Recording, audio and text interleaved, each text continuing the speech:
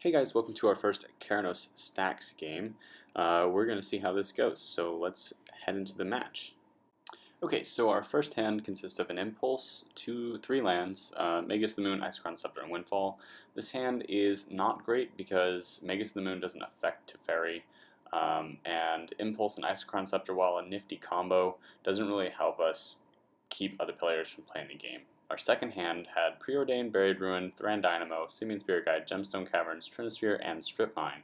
The Gemstone Caverns on turn 1, since we're not on the play, is fantastic. It accelerates our mana without us having to do anything at all, and allows us to use that Simian Spirit Guide repeatedly. So this is a much better hand, and it's going to allow for a potential early Trinisphere, which can really shut down some of these early decks, especially if they're running a lot of dorks. So this is definitely a keep. Okay, so Yisan is on the play, which is a little bit worse for us because Yisan tends to be one of the faster decks of this table. So he plays Chrome Mox, and he exiles Beast Within to it, which I think that will be unsatisfying to him, given that a lot of my permanents are really great Beast Within targets. Alright, so we draw Mind Stone. This is going to allow us to play next turn Thran Dynamo into Trinisphere, which is amazing. That puts us really far ahead and should slow everyone else down, so I think this is a pretty comfortable position for us to be in. Alright, so Sidisi, I have no idea what Sidisi is trying to do. I'm not familiar with this kind of deck format at all. He's going to play the Breeding Pool way off to the side, and that's a little annoying. Okay, turn 1 Fine Horde Elves. That kind of escapes our Trinisphere game plan, but hopefully we can keep other dorks down in the future and prevent him from getting those low CMC cards out. Now, Teferi is going to be the deck that really rivals us late game. It's also a stacks deck, and it's also designed to kind of drag the game out until it forces people to not be able to play the game, and it can just do whatever it wants. This Breeding Pool thing is really bothering me. That's why I drew the arrow. Yeah, turn 1 Mystic Remora is great. I have no answer for that. But yeah, it's going to allow him to draw some cards, which would be put him in a better position going forward.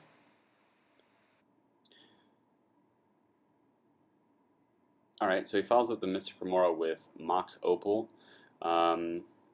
This is a little bit of a weak play right now, just because there aren't that many artifacts that he can play next turn with Trinisphere. Obviously, he doesn't know that.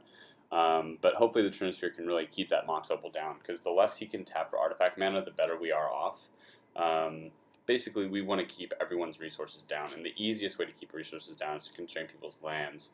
When they get to start having artifacts and stuff, it makes our life harder.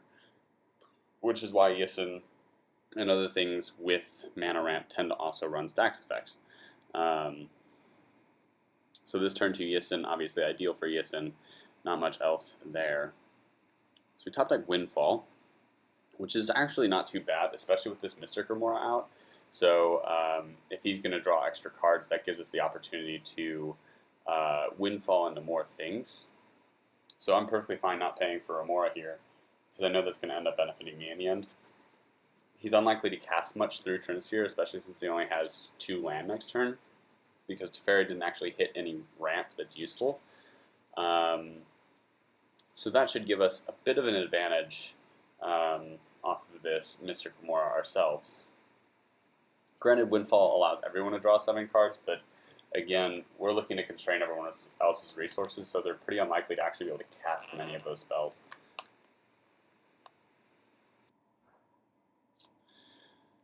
Okay, so Darkslick Shores. Curious to see what he's playing. I still don't really know what this Sidisi list is doing.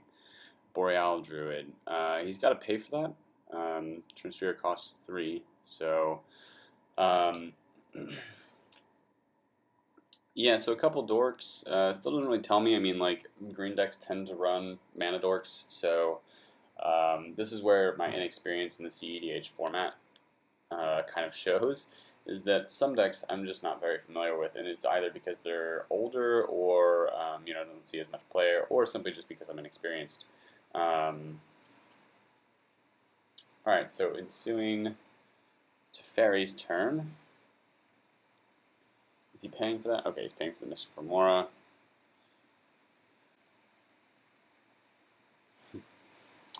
He said he was a little bit offset in his mind by the Trinisphere. It's kind of amusing.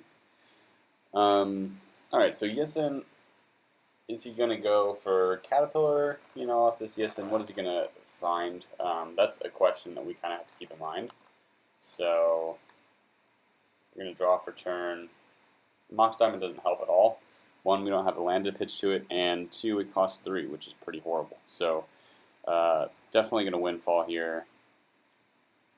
I could pay for Mystic Remora, but it doesn't help me at all, because he is probably not going to draw a card, but if he were, we all get to draw 1 more card, which is great.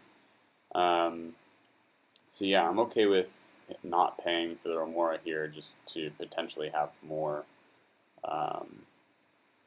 cards in hand. Torpor Orb is good. We do hit a land here, which is the best part of this. And I think Frozen Aether is probably the best. So that's going to make it to where any lands that come into play tapped. It's significantly going to slow everyone down and hopefully make it to where I can resolve a Keranos that sticks and starts generating me some advantage.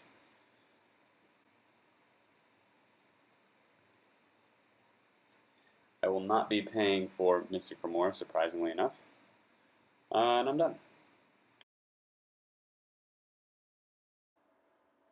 Okay, so heading into Sidisi's turn, I'm still kind of unsure as to what this deck is trying to do, as I've noted in the past 2 turns. So, my initial thought is, maybe he's trying to play Sidisi this turn. It's turn 3, which isn't a bad turn to play out your commander who's a 4-cost commander. But I just don't know if that's what he's trying to do right now. So, I suppose we'll see. Just don't know it really costs 4 mana. Or he could be doing some of this 3 mana. Obviously, you can do anything that's less, but it's always going to cost 3 mana at this point. Alright, so Mana Confluence would have been nice if it were a City of Brass, but that 1 extra damage might count.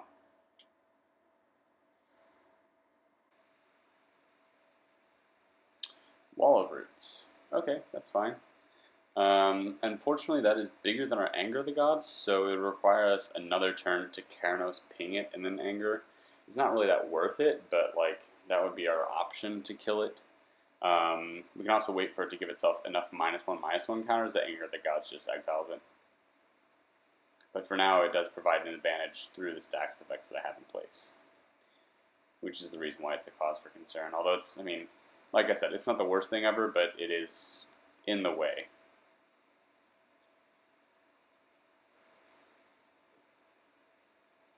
Alright, so going into Teferi's turn, I expect that he will not keep that Mystic Remora. There's no purpose for it, and he simply can't afford to keep paying into it. He just doesn't have anything that can draw for him. I love that Frozen Aether only affects my opponents. That makes my life much easier. So the Mystic Remora does go away. Plays a land, comes in tapped. That's pretty sweet. Move to combat. Guess he was attacking with that land. That's what he was doing. Alright, so Yisan Caterpillar? That would be my guess. There's no reason not to grab Caterpillar here.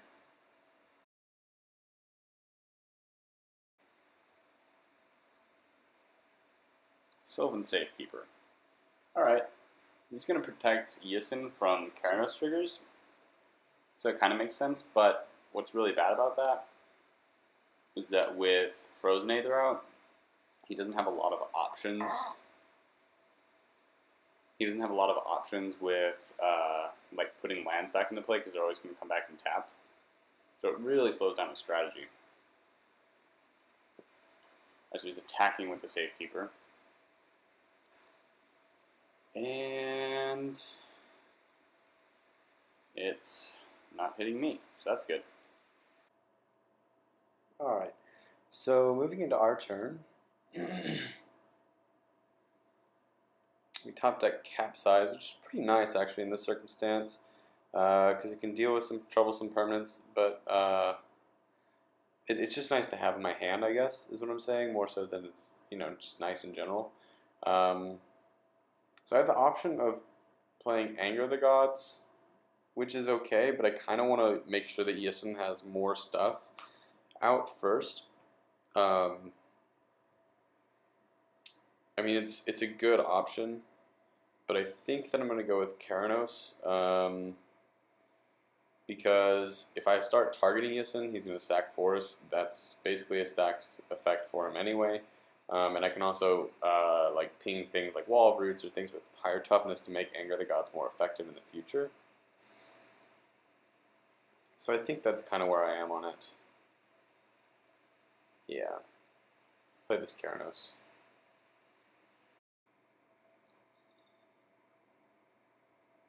Okay, so that resolved.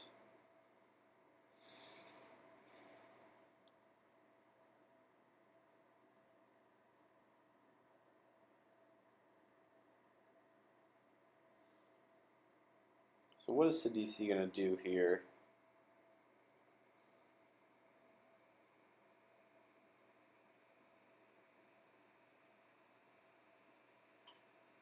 I did not see that extract in there before. That was what he pitched to the Windfall.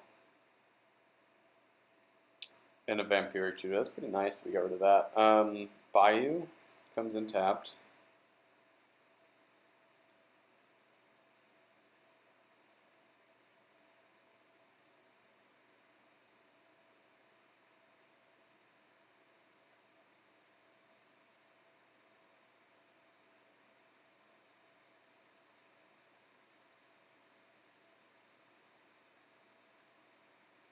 Alright, Drift of Phantasms. So he's transmuting. And maybe it's a crossing grid so that he can get rid of one of my permanents. I'd prefer him use it on the Chain Veil if that's the kind of Teferi that we're up against. But my guess would be that if he were to grip, his deck seems like it's hurt a lot by Trinisphere, but Frozen Aether's also pretty bad, so I don't know, it'd probably be one of those two. Those are probably the most annoying permanents for him.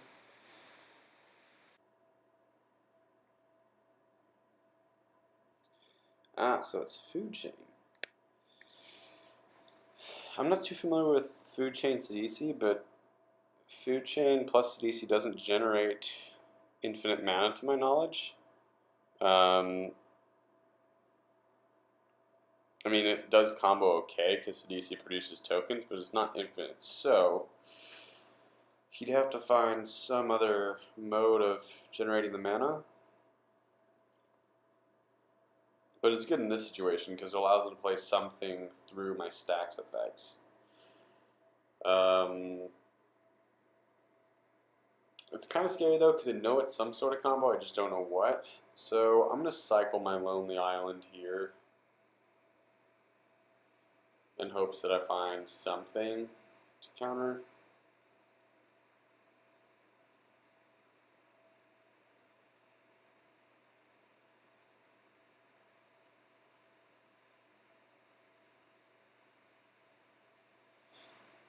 Reforge the Soul isn't the best here, but it'll at least work. Like, it's pretty good in the future. The only worry is that he just combos out this turn and kills us all. That's not ideal.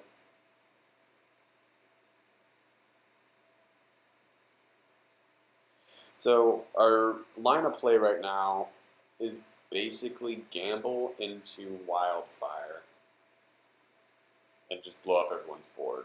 Wildfire is really good here because everyone's at 4 lands, basically, or less. Alright, so he's sacking everything to Food Chain. Not terribly surprising. It's going to add 4, 5, 6, 7, 8, 9, 10. Right? Is it +1 or +2? +1. Okay. So it'd be 3, 4, 5, 6, 7. Right? Yeah. Casting Sidisi. That is fine.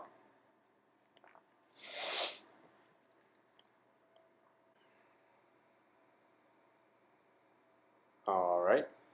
Sacking Sidisi and the token to food chain to give him an additional 6, right? 5, 6, 7 mana. So you use that 7 mana then for what? Tidespout Tyrant. That's pretty brutal. But he doesn't combo out this turn, which means that our Wildfire plan is still viable, should absolutely shut him out of the game. And hopefully we can ping Tidespout Tyrant with Keranos as a way to get rid of it. Alright, so Teferi's turn. I was trying to suggest the card that he should look up with Yisan, and it's Viridian Zealot is the name of the card.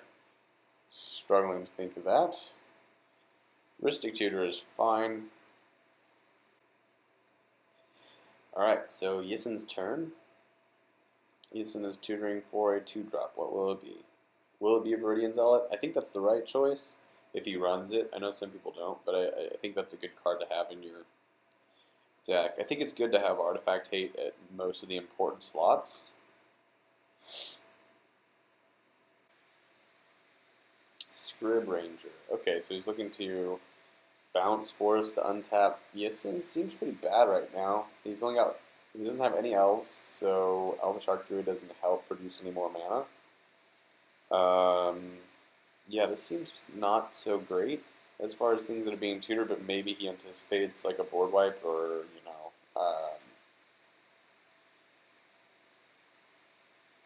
because he's not going to combo out any faster with Scrib Ranger right now, which is my thing. Like, it doesn't really make a lot of sense to me. We do hit the Cyclonic Rift, so we get to ping the Tidesbound Tyrant. Now we just have to hope that we are able to get the proper card off of Gamble. So you hit a Wildfire, for sure.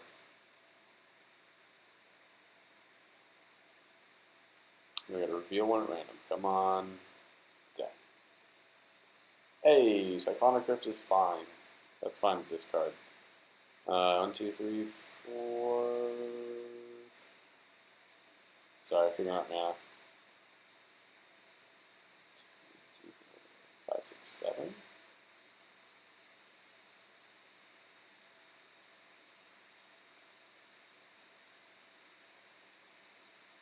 Some floating one, Wildfire. I'm not going to pay for this Ristic Tutor, because if he draws more cards, it's just more cards he can't cast. So it ultimately is kind of irrelevant. Alright, so it's resolving for those guys. Yisan would be the last to respond. It's going to activate Yisan. It's going to be Reclamation Sage, and I didn't think this through. So I was thinking he would target Food Chain out of the necessity to kind of stop the combo. But the problem is Food Chain is no longer an issue, so now he's going to probably blow up one of my permanents, which is kind of unfavorable. But I mean, blowing up one of my stacks effects is irrelevant for the most part, but I should have played Torpor Orb first, basically, is what I'm saying. As expected, it is Rex Sage, and probably, yep, Frozen Aether. That's fine. I'm going to sack everything but the Gemstone Caverns. I mean, I could do Shivan Reef too, but this Torpor Orb is going to pretty much prevent everything from Yisan and from Sidisi from really triggering, and I think that should put me ahead enough to basically just run away with this game. Yeah, the Teferi player conceded.